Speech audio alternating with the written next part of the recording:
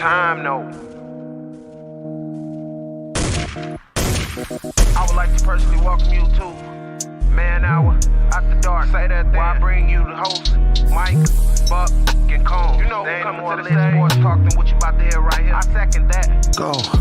You know that that's us when we talking about sports. Giving you facts on the field to the core. Tune in, we need the support. 1 hour too short, then listen some more. On all your stations, not dropping no music. Stripes like Adidas, but Nike just do it. Down 4 in the 4th, we go for the win. Michael 2 seconds, we taking it in. Buck, Mike, and Combs, you know what's going on. Man, now we're After Dark, no LA, we the big spark. No 4th and inches won't cut short. Got the best talking, it's all sports. Buzzing more than buzzer beaters. We coming live all through your speakers, go. And what is up, Man Hour Nation? Michael Buckasha here with the Man Hour. Should head over to manhourradio.com. Check out the merchandise page. Check out the blog section as well. We got new things happening over there each and every day, so be sure to check it out. Also, just partnered up with a new clothing company that has literally cut our price in half. So all those prices will be updated here in the next couple days as I update the websites and all that good stuff. Bada bing, bada boom. Good things are happening. Big things popping. But I've been, how do you guys feel about peanut butter and jelly? Is peanut butter better with jelly, or is peanut butter with my ladies better? Because that is who is on. Brandon Beastie Combs, the peanut butter to my ladies. What's up, Combsy? What is going on, Michael Buckheister? What is going on, Man Hour Nation? Man, there is nothing like going to work all day and coming home and being home for about 35 seconds before hopping on camera. That's all that matters, man. I don't even know what we're talking about tonight. It doesn't matter because you're going to mess it up anyway. So it is what it is. Typically, that's how it works. Well, on the bright side, I have a lineup from last night already queued up because Wayne G decided to stand me up about 5 minutes before the show started. He's like, "Hey, we're starting at 8 o'clock, right?" I'm like, "No, boss. 7 o'clock." East Coast time. So come on, Wayne, you're better than that. But yeah, Combs, this is the After Hours show, man. And before we get into it, I was introduced to a TV show last night, or a couple nights ago, called Letterkenny. Have you ever heard of it? No. Okay, so do you have Hulu? I do. Okay, so tonight after the show, because there's no sports happening tonight, well, I mean, there's probably like a hockey game on or two. I'm watching the Bulls game right now. Yeah, who cares about basketball besides college basketball? But look up Letterkenny, man. Do you like the Trailer Park Boys, or have you heard of it, seen it? Yeah, I've seen it. I'm not a huge fan of Trailer Park Boys. Okay, well, picture Trailer Park Boys times about 10 in Canadians. This is what Letterkenny is, man. It is freaking hilarious. Now, I'm going to warn you, episode 3 is kind of blah. They start a Facebook called Fart Book, which is kind of intriguing, right? Like, they record their farts and like, hey, you haven't liked any of my farts or whatever. But, I mean, it is what it is, right? But, yeah, Letterkenny, man. I don't recommend a lot of TV shows, but this one had me rolling all night at work last night. I mean, not at work. Wait, what? I was watching TV at work. Wait a minute. We were watching TV at work? No. You sound like my brother-in-law. Oh, I got to work a double. And then he sends me a photo of him with his feet kicked up on his desk watching TV. There's nothing wrong with that at all, man. Nothing wrong with that at all. But guys, this is the After Hour show. You might as well. This is the After Hour show. This is live, raw, uncut sports talks. Two bros that love each other and fuck each other like sisters, talking some New England Patriots football, Combsy. I know you were from the New England area you lived there for like 15 years, right? You were up there for like a minute. And you kind of know the landscape of the community up there and like how people love their football. I don't like any of them. Love their Tom Brady, right? Yeah, so, I hate the whole fan base.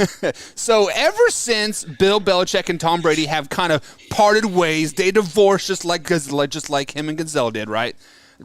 There's been a lot of rumblings around the old New England area that basically Bill Belichick, Combs, is on a short leash. Now, the last 3 seasons in New England without Tom Brady, they were 7-9 in 2020. Last season, they made it to the playoffs at 10-7, and then this year they missed the playoffs at 8-9. So with all that being said, people are saying, fire Bill Belichick, fire Bill Belichick. He is terrible. He's running this team into the ground. You as an outsider, a transplant per se, Would you fire Bill Belichick? Oh, that's a tough one. I would give him the opportunity to either A, change his whole entire staff, or B, resign. That would be my ultimatum to him. I don't think I would put the stigma on myself or the organization or even on him of, hey, we're relieving him of his duties just yet, right? Mm-hmm. Because we are only, is this a third year that Tom's been gone? This is the third year, year. Yep. 2020 was the first year that he left, and Cam Newton was a quarterback, and they led to a 7-9 record. Yeah. So, I mean, I don't know that I would let him go per se, but I would let him know that, you've only got 1 or 2 years left if you're not winning. We need to see some winning football back in New England. Winning football? They just went to the playoffs last year with the rookie quarterback. Yeah. Yeah. But, I mean, and then they regressed the very next year with the same quarterback. Well, they also hired a defensive coordinator to everybody was calling for the backup to be the starter, right? True. So you're losing the faith. But that's what New England fans do, though. New England fans, I mean, I think it was 2018 when the Patriots started the season 2-2, and I heard all over New England sports radio, oh, we need to get rid of Tom. We need to get rid of Bill. They're both over the hill. The Patriots went on to win their next 14 games and win the Super Bowl. So that's what New England Patriots fans do. So I would not fire him. I would give him that ultimatum. I would say, hey, look, you've got to figure something out here because what we're doing right now is not working. You need to tell me which quarterback you believe in, who's our quarterback moving forward, who are we building around, what pieces do you need, what are we trying to do here, and what is your plan moving forward? If I agree with your plan moving forward, sure. If I don't agree with your plan moving forward, I'm going to ask you to resign. Yes, you see, it is funny that you say that because wasn't it just, I don't know, about 7-8 years ago, Jimmy G was kind of an up-and-coming quarterback up for free agency. Bill Belichick did not want to trade Jimmy G because Jimmy G was eventually going to replace Tom Brady like the next year, right? And then bada bing, bada boom, 12 years later, he's still in the league. So do you really trust Bill Belichick like at this point? Because he was wanting to write off Tom Brady 12 years ago. I mean, it obviously wasn't 12 years ago. I got it maybe like 7 years ago, right? And now all of a sudden, Tom Brady's still winning Super Bowls. He has sent the Buccaneers to the playoffs 3 times, right? Jimmy G is doing good things in 49ers, right? Leading them to the championship, which he wasn't wrong about Jimmy G, but he's definitely wrong about Tom Brady, the greatest quarterback ever. So how do you really trust his judgment? Like it seems kind of because it was more about philosophy differences, right? Like I think both guys were really getting bored in New England with being Tom Brady and being Bill Belichick. And it sounds weird saying that they were getting bored because they were winning so much. But I think that Tom Brady wanted to have a flashy offense. I think he wanted to go back to the type of offense that he had when he had a Randy Moss. He wanted a number 1 type wide receiver. And that's not what Bill Belichick does. Bill Belichick doesn't bring in the number 1 type wide receiver. He builds wide receiving cores out of number 3s and turns a number 3 into a number 1 in his system. And I think that Tom wanted something bigger. Like that's what he went to Tampa Bay for, because that offense should have been better than it even is. And I think with a younger Tom Brady, this is a high-flying offense, and I don't think anybody can stop him. But with the 45-year-old Tom Brady, it's a little bit of a different story, right? Yeah. I don't think that I so much don't trust Bill as much as I don't trust the people around him that he keeps bringing back. Like he seems to retread through his coordinators after they fail as head coaches and brings them back and lets them come back and be coordinators, and then lets them go fail again at being a head coach and brings them back as a coordinator. And the whole thing now is Bill O'Brien. They're talking about bringing Bill O'Brien back, right? Right.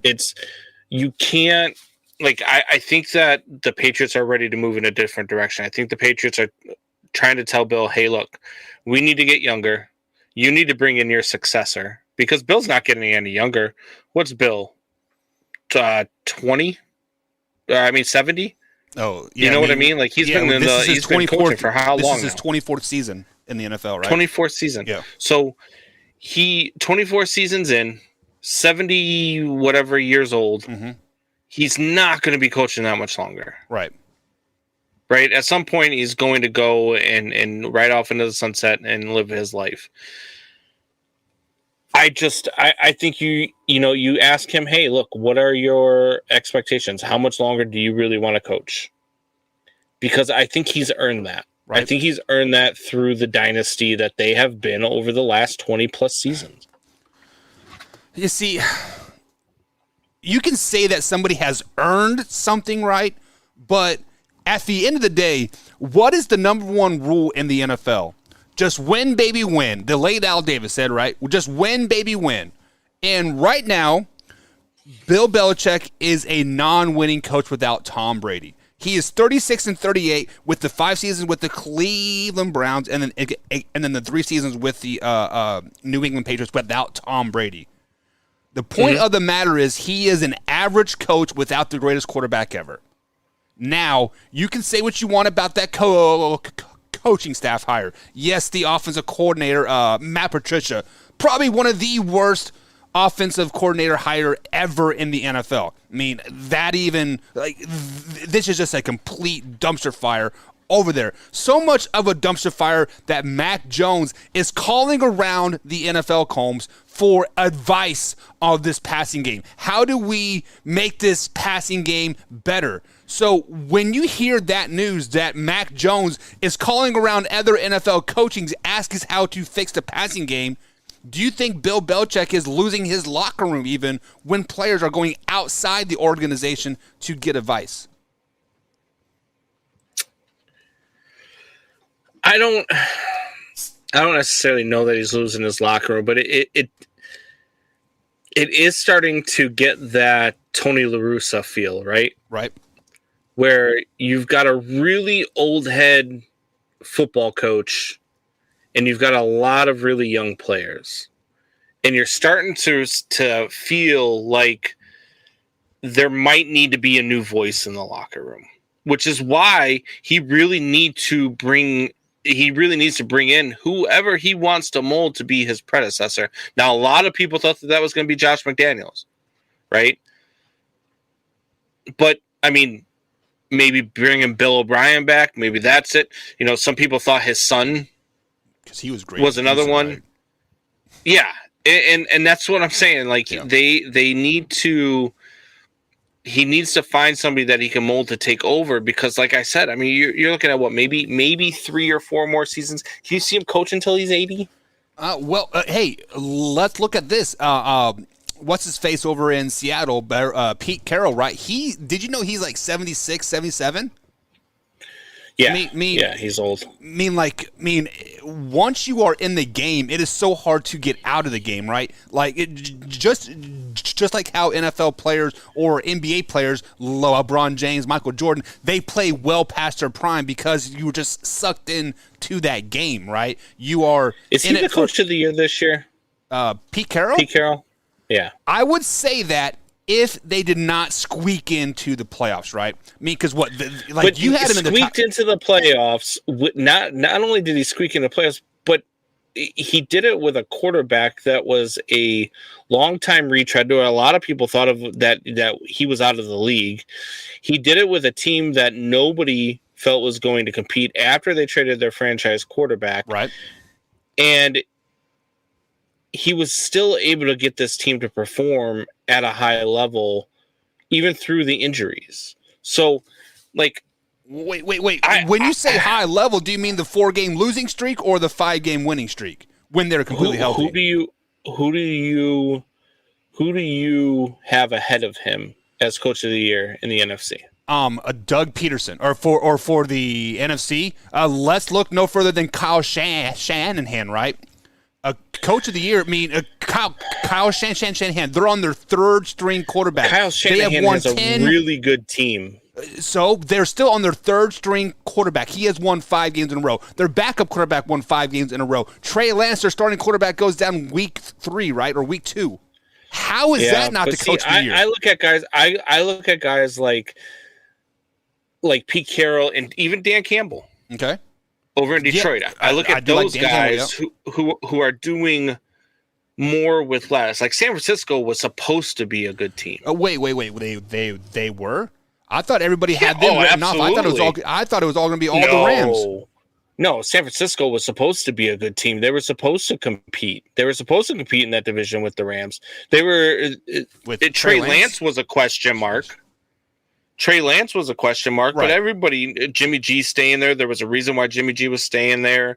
You know, nobody could foresee the Jimmy G injury, and now they're going at it with Mr. Irrelevant, who happens to be playing really good football right now in Brock Purdy. Yeah, and I mean, I would give you Shanahan maybe to a point just because of the Brock Purdy thing, but again, I mean that defense is nasty.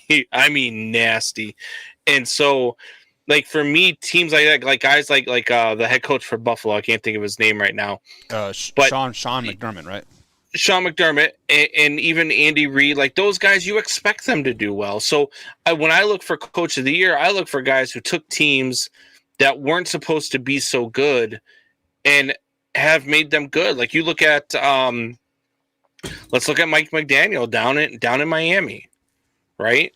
I mean, you could. With the injuries to Tua, with the injuries to Jalen Waddle, with the injury to Tyreek, like they've battled through all of that. Come on, you cannot tell me that Mike McDaniel's going to be coach of the year. This team was supposed to be a Super Bowl caliber team.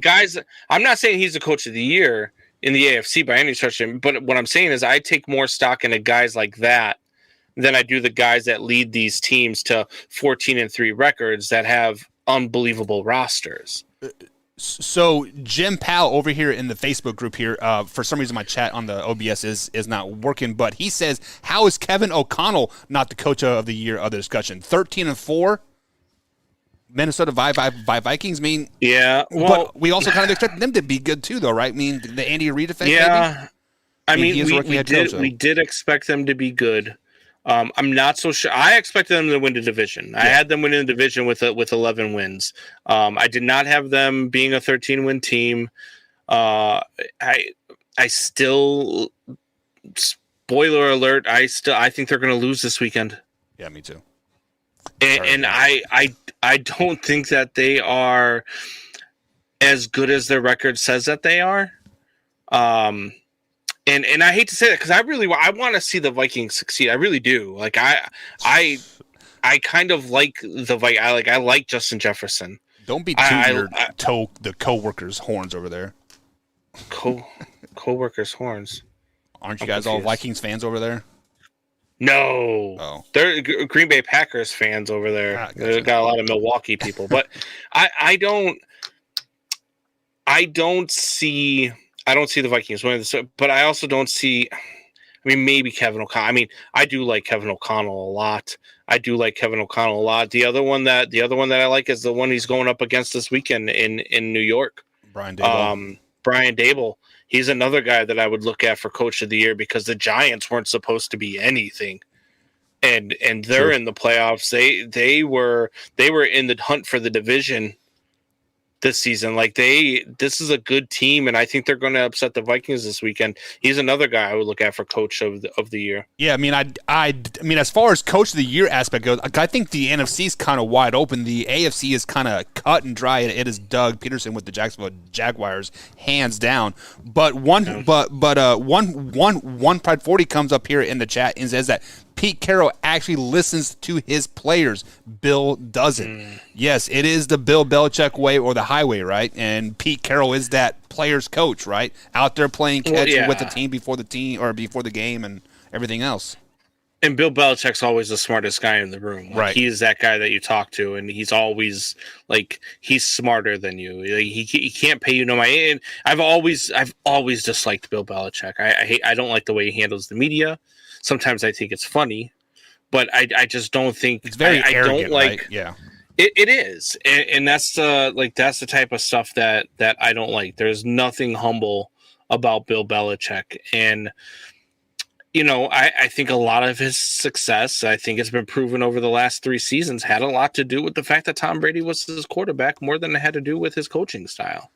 Yes, I mean, yes and no. Just because when you look at their record, howdy Drew, I'm glad you're popping into the chat here. When we look at the first year without Tom Brady, they had Cam Newton, right? Everybody deemed that as a rebuilding year, right? I mean, you have a bunch of New England friends, right? Soup Boss, Hoffy, right? Like a lot, just like all those boys. They wrote them off, and then Cam Newton led them to a 7-9 season. A Cam Newton that couldn't throw the ball 5 yards down the field, like without making me hurt my shoulder, right? And then 2021 playoffs, quote, rebuilding year, right? Rookie quarterback. Of course, they get blown out in the playoffs. And then this year, did we expect them to make the playoffs this year? Who, New England? Yeah. Yeah, I did. I mean, I expected them to be there I expected them to be the second best team in the division.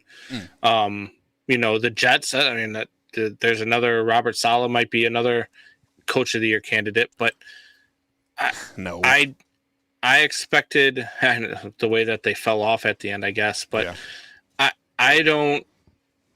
I expected the New England Patriots to be second in this division, especially with the way that they performed last year, and I just felt like they took a huge step back. Yeah, which is why I heard that there's supposed to be some meeting between him and Robert Kraft discussing the future. Now, I don't know what that's all about. I don't know, if it's going to be hey, we're moving on from you. You know what I mean? I don't expect it to be. I expect it to be exactly what I said. I expect it to be, hey, we need to make some changes here, and you either make these changes or I'm going to need you to resign. Yeah, I did hear that about a week ago. Maybe it was like right before the last game or right after the last game. But he has recently come out in the media and said that he will be returning for his 24th season here as a NFL coach here. But Jim Powell over here at Facebook.com/ManHourSports says Pete and Bill both have asterisks next to their name. And I asked him, what does he mean by that? What do you think he's talking about? Asterisks? How are there asterisks in the NFL? With Bill Belichick, you talk about the Deflategate and all that crap, Spygate. Deflategate, and you talk about Spygate and all that. But I mean, stop. I mean, if you're not cheating, you're not trying, for one. Play in the gray area till you get caught. Yeah, and for two, I mean, it wasn't what they were doing. It wasn't even really illegal at the time. Like the videotaping of the practices, it wasn't technically illegal at the time. It was frowned upon. Yeah, but there were no rules against it. Right now there is. Now there is. So I don't know. It's to me, I get. I don't care about some of that little stuff. It's not the Houston Astros. They're not taking it to a different level. It was they're looking at it's the same thing that would have happened had they watched a walkthrough or if they see tape of this or that. Yeah. You're not going to learn anything different out of practice because Buck, you're a coach. Yep. You're heading into the playoffs after you've had a full season of things that have worked, which is why you're in the playoffs. Are you changing much heading into the playoffs? You might tweak a couple of things here and there to try something here because you see something that week that against your opponent. You might tweak some things, right? But your general playbook is going to stay about the same. It might change in the different times that you call it, which it should anyway, right? So I don't take as much stock into the whole Spygate. Like I don't think it helped them as much as people wanted to pretend like it did. Yeah, and then as far as a defensive coordinator, like if you change too much, right, as a my base defense should be able to defend any offense in the league week in and week out, no matter what. Yes, you'll have some tweaks. Who else in the comment? Jim Powell. Why? Jim Powell. I hate you. You just made me defend the Patriots and Bill Belichick. He doesn't hate you. He loves everybody like he loves his sister. The sloppy butt sex. But Jim says, shade covers no matter what tree it comes from. A little shady is still shady. That's a great quote. A little shady is still shady. Eminem might put that in his next verse. Yeah, you better be careful. And then Papa Buck chimes in and says everybody wants to be a top dog when you're there, as long as Pat. You got to do something. Haters going to hate. I think he means Pete, but haters are going to hate, right? I mean, like, it is what it is. Haters make you famous. Yeah, haters do make you famous. But it is what it is. So I got a question over here on the Facebook page, Combs. Soda or pop? Pop. It's not soda pop? Pop. Soda pop. Depends on where you're from. When I was living on the East Coast, I had to call it soda because if I asked for pop, the waitresses would have been like, "What are you talking about?" What are you talking about? And they might have hit me, But True. so I had to call it soda because that's what they call it. But here in the Midwest, here in Chicago, here in the real city, it's called pop. So I'm from here, or in Indiana. Everybody calls it Coke. Coke. No matter what. Coke. Give me a Coke. What? Wait, even if what if you want a Sprite? It's a Coke or a big red. Have you had a big red?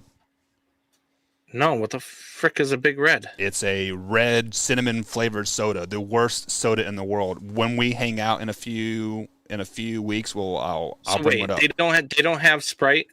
Yeah, we got Sprite, but it's Coke or Big Red. Wait, so wait. Hold on. Wait. We gotta go through this. Hold on. Yeah. So we go out to a restaurant Yep. in southern Indiana, and I say, "Can I get a root beer?" What? You mean a Coke? But what? How do they know what flavor Coke I want? A Coke is a Coke, man. You get what you get. No questions asked.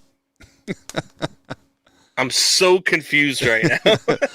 It's either Coke or sweet tea, Combsy. There is no in between. Michelle brings up a good point. Yeah. Always pop in bags, not cornhole. Oh. It's true. It's bags. And it's definitely cornhole. No, it's definitely bags. Has Michelle been playing bags with you on Thursdays? She has not. She did come down when we did the live show last week. Yeah. But she did not throw. But look, there are some really good shooters at this place. So, it can be a little intimidating. Are they chucking I had some corn? Are friends they come down? I had some coworkers come down, and one of my coworkers came. She brought her date with her, and she started throwing during warm-ups, but then she refused to get on the floor afterwards because she was too intimidated by the way that people were throwing and how much they were hitting it, and so she was not. Yeah, I mean, she was not having it. So, maybe if the South Side's bad guys is listening here, maybe you should have like an open class and like an amateur class. Maybe that would be able to bring more people in. And well, that's the whole. Yeah. No, that's the whole idea between the blind draw, right? Because so we just interviewed Nico Morales, who is a ACL pro. He's in the top 10 or 15, I believe, in the world. And he's actually playing this week at Bourbon Street on Thursday. And it's a blind draw, so you get a random partner. So, if you go there and you've never thrown a bag in your life, you could end up with one of the best players in the world on your team who could probably help carry you through the tournament. You know what I mean? right. So, sometimes you get a guy like Nico Morales. Sometimes you get a guy like me who's okay, but not very good. So it varies, but it's $20 to play. I mean, it's not like you're breaking the bank or anything like that, and you're having a good time. There's always a lot of good people there, so it is a lot of fun. Yeah, you can always tell the level of a cornhole player of what they call it. Do they call it bags or cornhole? Bags, you're kind of lower mediocre. If you're cornhole, you're kind of up toward the top tier, right? So. Let's swing back here. Let's talk a little about the Las Vegas Raiders before we move out, Combs. They benched Derek Carr. Last 3 weeks of the season. Jarrett Stidham came in. People when I said Jarrett Stidham is starting for the Raiders, people are like, why does that name sound so familiar? because he was drafted by Josh McDaniels and the New England Patriots just a couple years ago. He was the backup to Tom Brady, quote, going to be the successor, and then they drafted Mac Jones. Do you think Derek Carr stays in Vegas, and is Jarrett Stidham the future in Vegas? No, and no, and no. I think that Derek Carr is going to end up somewhere like Carolina, maybe.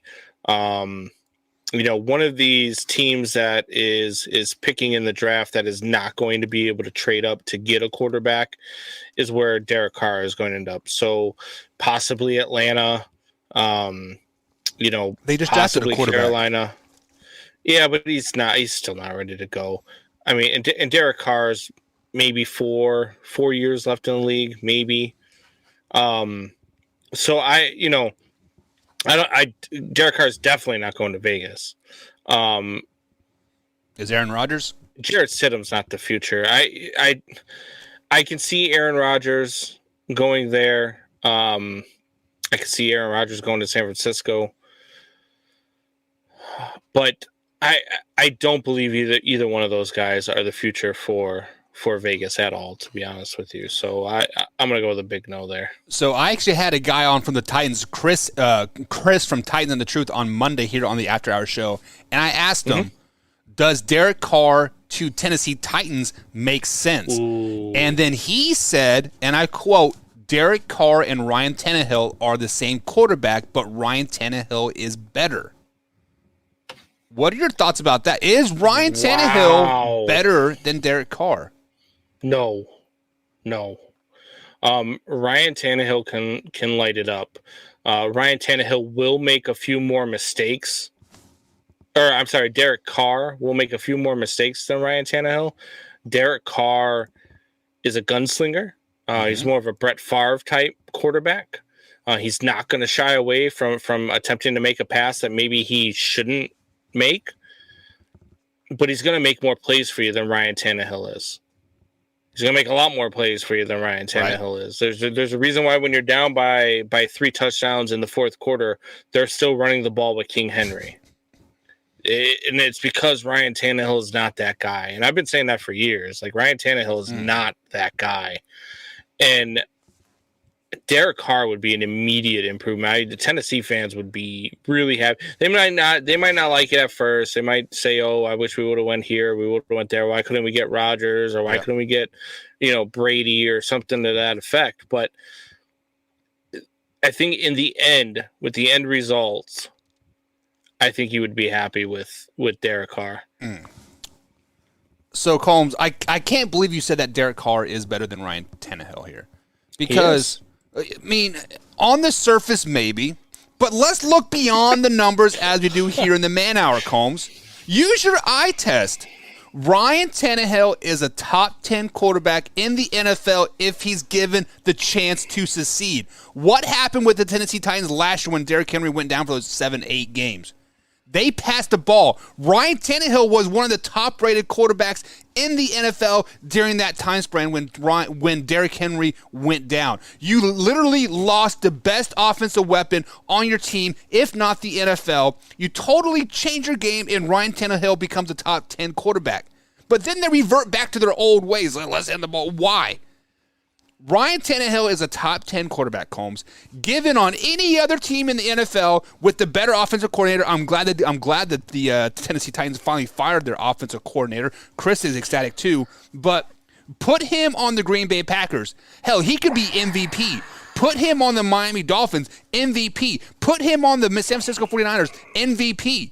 Now, he is not going to be an MVP quarterback on the Houston Texans. Who is, right? He is not going to be an MVP on the New York Giants. Who is? But you give him a good opportunity, the Packers, the Dolphins, I'd even put Carolina there, San Francisco 49ers, Seattle Seahawks. The Seattle Seahawks wouldn't have had to back their way into the playoffs if Ryan Tannehill was their quarterback. Ryan Tannehill, Combs, is that guy. He is that dog. He is the it factor. He is that good. Is Tennessee in the playoffs? No, they're not. Do you want to know why? Because their offensive coordinator and their head coach decided to make babies and they shit the bed. Oh, God. I don't know how to make sense out of what you just said because Tannehill, for one, is not a top 10 quarterback in this league. He's not even a top 20 quarterback in this league. Jesus. This guy. I don't, man. I don't know. I don't know. I don't know how to make sense out of what you just said. So Drew says, who is healthier right now, Ryan Tannehill or Derek Carr? Obviously, Derek Carr is healthier because Ryan Tannehill has like a broken ankle, right? But on the flip side of the coin, Derek Carr has only missed, 3 games in his whole 9-year career. Ryan Tannehill has only missed 5. So that mutes kind of my he missed like 8 this year. So how did he only miss 5? No, he didn't. He missed the last 3 weeks. Ryan Tannehill? Yeah. Oh, okay. So that big slide was before he went out then. Losing their last 7 games, more than half of those were because of Ryan Tannehill. It was because the offensive coordinator decided to run the ball with a broken down Derrick Henry that I said was going to be over the hill this season, and I nailed it exactly right. Here we go. That's. I knew you had a point in there somewhere. Jim Powell, I knew it. Comes in and says, "Carr is Stafford. Give him a defense, guys." The Las Vegas Raiders went out and spent some money on the defense this year. They picked up Chandler Jones. They picked the defense is in Vegas isn't the problem. It's just the coaching. Let's just be honest. Yeah.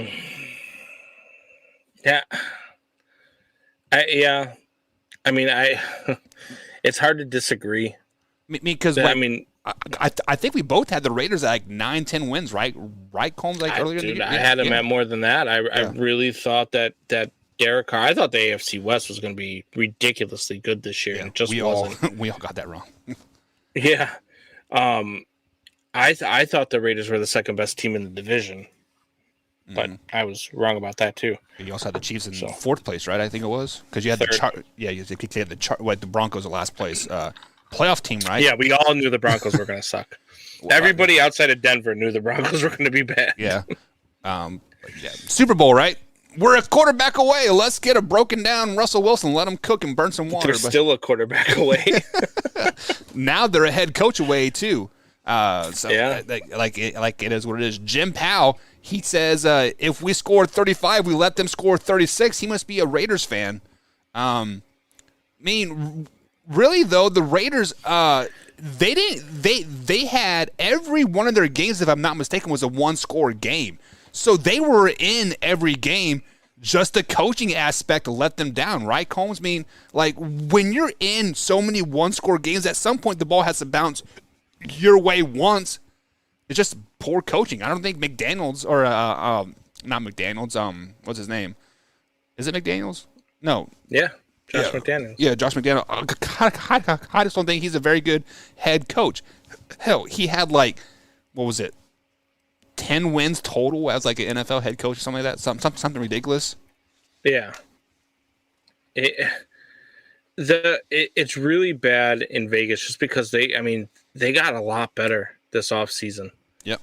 And they just did not show that on the field at all. Whatsoever. The offense definitely did. The offense had all the firepower in the world. They had Derek Carr, he is a good quarterback, top 15 in the league.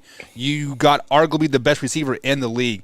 You had Hunter Renfrow, that was one of the shocks last season, right? And then where was he at this year? I know he missed a couple games because of injury. And then you had Josh Jacobs, guys. Josh Jacobs is the league leader in rushing this season.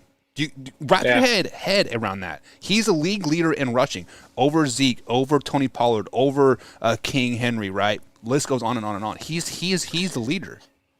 If you're Vegas and you don't get Rodgers, you're unable to lure Brady away from Tampa. Do you trade Davante Adams? I don't think you trade Davante Adams because Davante Adams came out. I think it was Twitter. Maybe he said he hopes that he can stay in Vegas, right?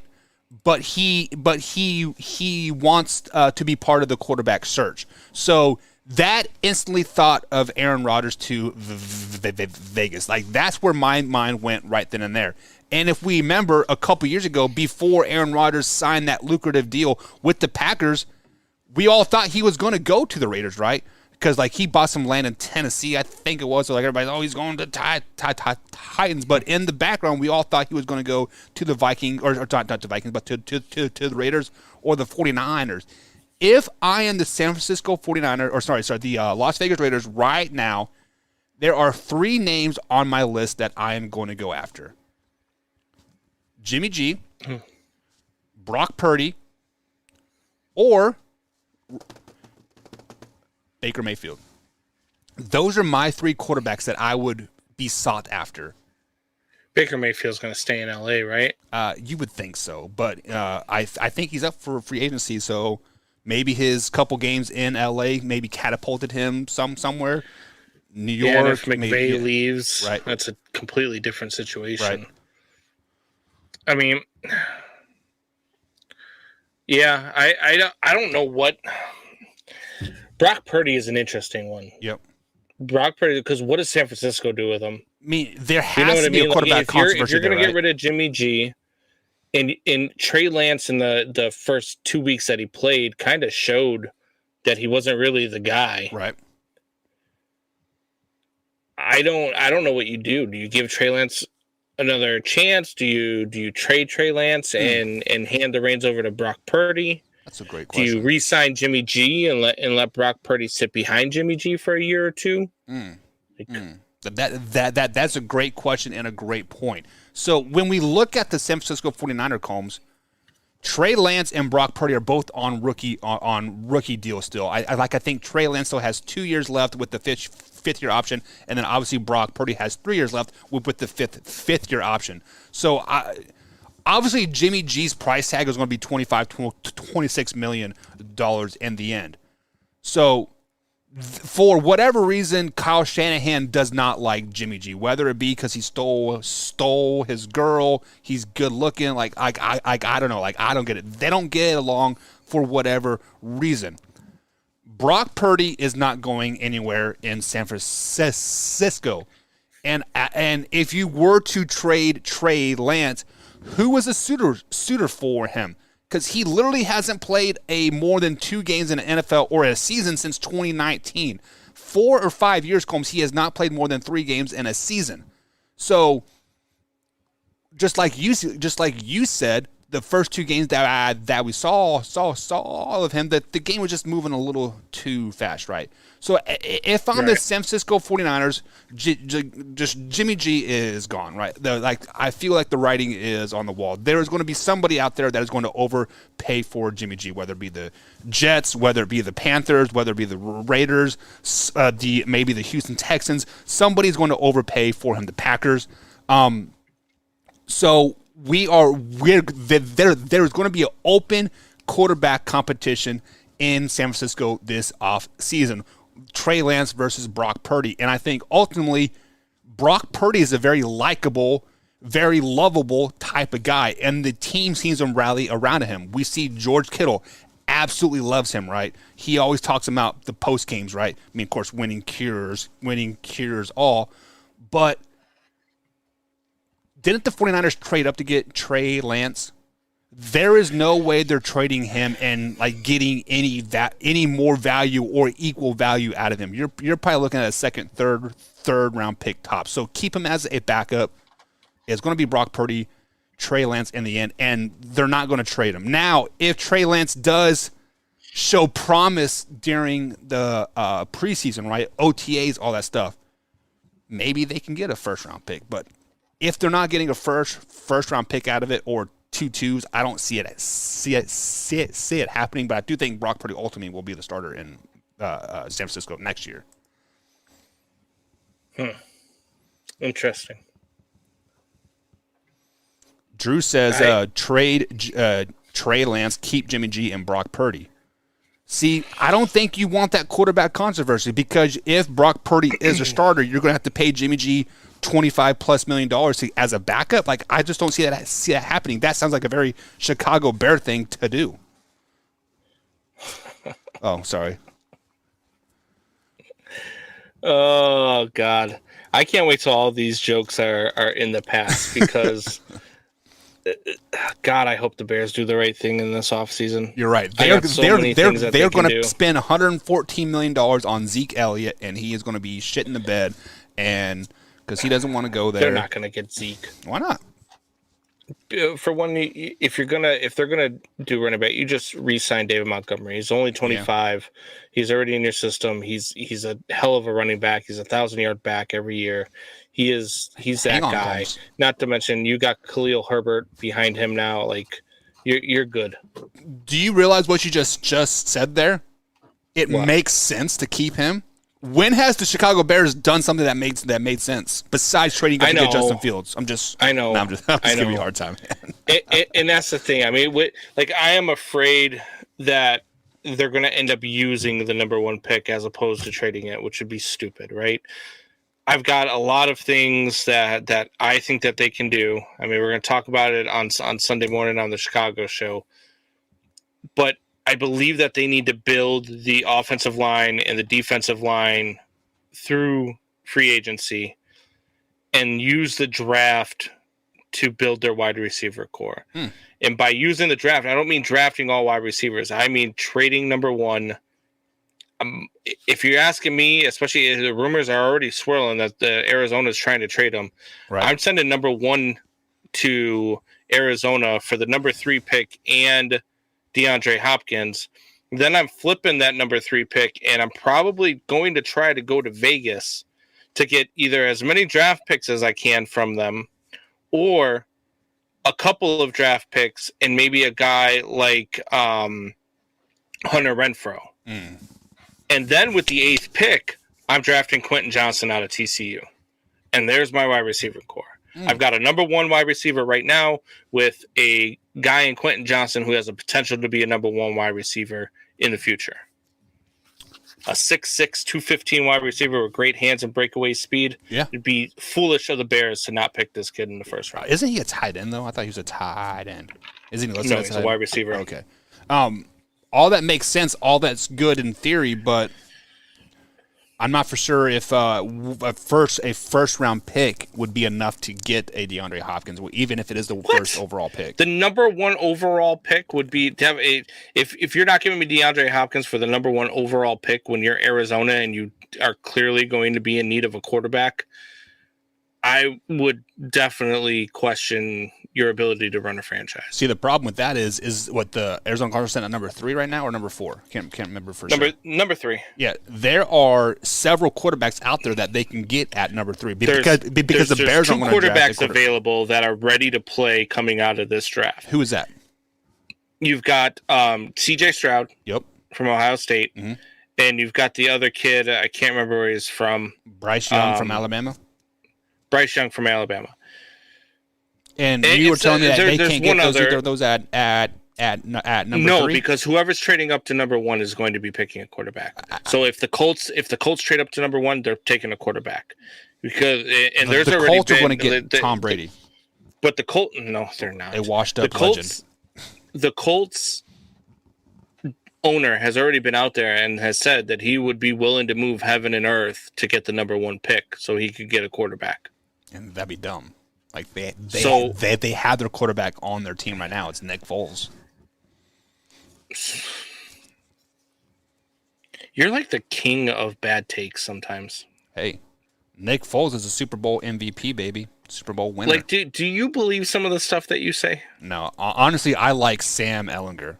I think behind the right system, behind the right coaching, Sam Ehlinger can be a very suitable quarterback in the NFL. Will he win an MVP? No. He will win you a lot of games, a lot of playoff games, and a couple Super Bowls. Bryce Young is so good that people are talking about the Bears possibly trading Justin Fields instead of the number 1 pick, which I think is stupid because I think Justin Fields is your guy. Right.